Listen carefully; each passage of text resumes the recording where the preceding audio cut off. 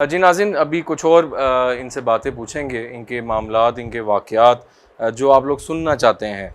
काफ़ी चीज़ें आज हमने कोशिश की कि उसको एक इन्वेस्टिगेशन माहौल भी दिया जाए और जो इनकी आप बीती थी उनको थोड़ा सा आपको दिखाया जाए कि हुआ कैसे था और किस किस लोकेशंस पे हुआ था, ताकि बातों से तो हाँ चीज़ें बिल्कुल। बिल्कुल पता लगती हैं, लेकिन जहाँ जहाँ वो मैंने चाहा कि इनसे भी आपसे भी डिस्कस हुआ था कि ये हम चाह रहे हैं, तो आपने भी में बड़ा सपोर्ट किया हमें। अच्छा मैम, काफ़ी कॉन्सेप्ट होता है जो हम भी सुनते हैं कि रूह जो है उसको बुलाना क्या जायज़ है, और क्या वाकई रूह आती है या कोई और मखलूक़ात उस टाइम इंडिकेट करती हैं? मतलब हमने ये सुना है कि जब बंदा कोई फोत होता है तो उसकी रूह चली जाती है, चली जाती ठीक है, लेकिन डिफरेंट रिलीजन में डिफरेंट कॉन्सेप्ट हैं। हिंदू कहते हैं कि जी नहीं, जो बदरूहें हैं वो यहीं भटकती भटकती रहती हैं। हैं। जिसने अगर फॉर इंस्टेंस फॉर एग्जांपल किसी ने किसी का कत्ल किया है तो उसकी रूह भटकती है। कोई मर्डर हुआ है या कोई ख़ुदकुशी की है किसी ने, ख़ास तौर पे ख़ुदकुशी वाली रूह कहते हैं कि वो भटकती है।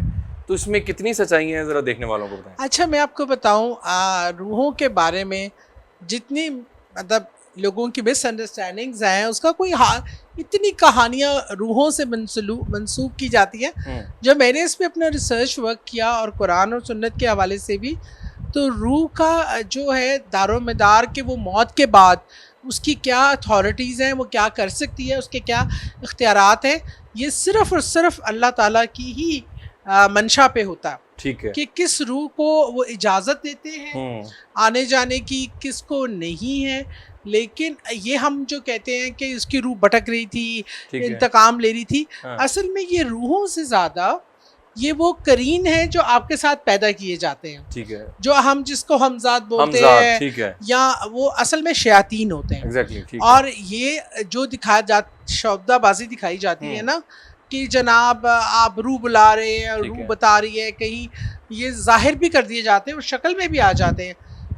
ये सब वो करीन होते हैं जो काले इल्म या शैतान को मानने वाले, उन करीन से करीन शैतान तो शैतान वो आपस में उससे बात करते हैं, उसको जाहिर करते हैं, उसको रूह जाहिर करते हैं। रूह पे को बुलाना या किसी इंसान के बस की बात नहीं है, नहीं है, बिल्कुल नहीं है। ना ही रूह किसी के अपनी मर्जी से आ जा सकती है। रूह को सिर्फ और सिर्फ अल्लाह की रजा से कई ऐसी रूह होती हैं जिनकी ड्यूटियां लग जाती हैं, ठीक है, डेथ के बाद। कोई अच्छी नेक रूहें जो होती हैं उनको मुख्तलिफ ड्यूटियां सौंप दी जाती हैं, उनसे मुख्तलिफ काम लिए जाते हैं, और औलिया वलियों की रूहें, नेक इंसानों की, शहदा की रूहें हैं। अच्छा मैम, एक मासूम लोगों की रूहें हैं। जी जी, सॉरी मैं आपको कट किया। अच्छा, एक चीज़ बड़ी हम सुनते हैं कि अगर किसी के घर डेथ हुई है और उनके जो बुज़ुर्ग थे, हाँ, या वालिद थे, वालदा थी या दादा दादी थी, तो वो अक्सर कहते हैं कि जो मेरे ख्वाब में आए हैं, मुझे मिलने आए हैं। तो वो एक अपना परसेप्शन होता है क्या?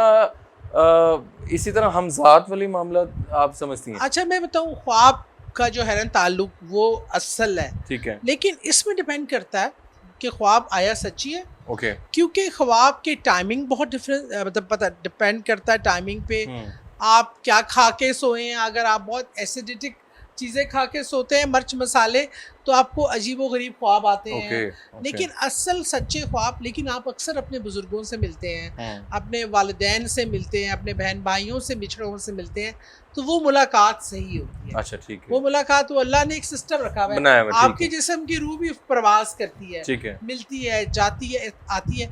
इसलिए नींद को छोटी मौत कहा गया है। हाँ। आपकी रूह जिस्म से निकल के फिरती है, उन जगहों को विजिट करती है, और ये दुआएं हैं, इसलिए कहते हैं एकदम से उठाना, ये करना कभी जानलेवा भी हो सकता है। तो ये जो रूहों का जो आपको नींद में मिला, ख्वाब में मुलाकातें होती हैं, और ख़ास तौर पे अगर आपको नबी करीम सल्लल्लाहु अलैहि वसल्लम की ज़ियारत हो गई, तो वो तो शैतान भी उनका रूप नहीं ढाल सकता, वो बिल्कुल ओरिजिनल होती है।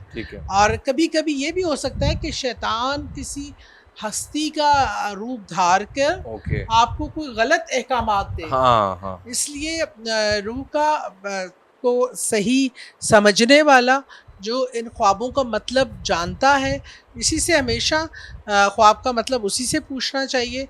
अगर कोई खौफनाक ख्वाब आई है तो आपको किबला जो अपने पहले उल्टे साइड पे जी आप ठीक है 3 बार थू थू करके लाहौल पढ़ लें ठीक है और फिर किबला रुख होके सोएं। ओके अपनी बाईं साइड पे ना सोएं, क्योंकि इसको ये यहाँ दबने से दिल पे भी प्रेशर जी पड़ता जी है जी और आपको ख्वाबें भी अच्छी नहीं आती हैं। बिल्कुल ठीक कलमा पढ़ के सोएं, अल्लाह का किसी जिक्र करके सोएं, आयतुल कुर्सी तो बिल्कुल, आपकी हाँ बहुत अच्छी ख्वाबें भी कंट्रोल हो जाती हैं। बिल्कुल सही तो ये चक्कर है। बिल्कुल सही